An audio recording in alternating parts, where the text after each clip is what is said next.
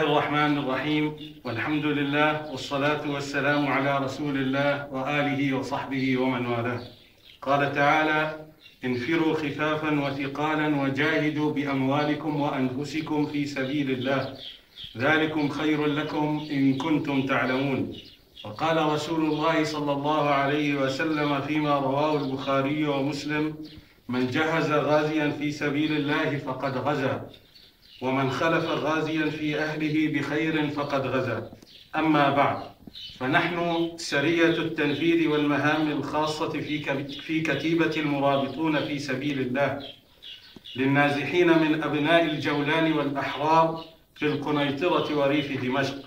نتقدم باسم الكتيبة بالشكر الجزيل لكل من ساندنا وساعدنا في عملنا ولو بكلمة، ونخص بالذكر أهل مكة حفظها الله.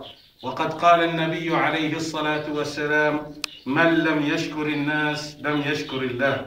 فجزاكم الله خيرا وبارك فيكم.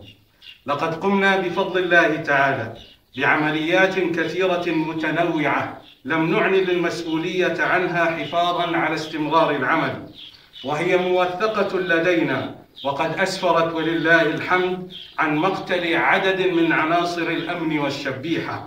ولقد فقدنا في عملنا الأخير 4 شهداء، وأصيب 5 بجروح خطيرة، وتم اختطافه من قبل قوات النظام. نسأل الله له الفرج ولجميع المسلمين.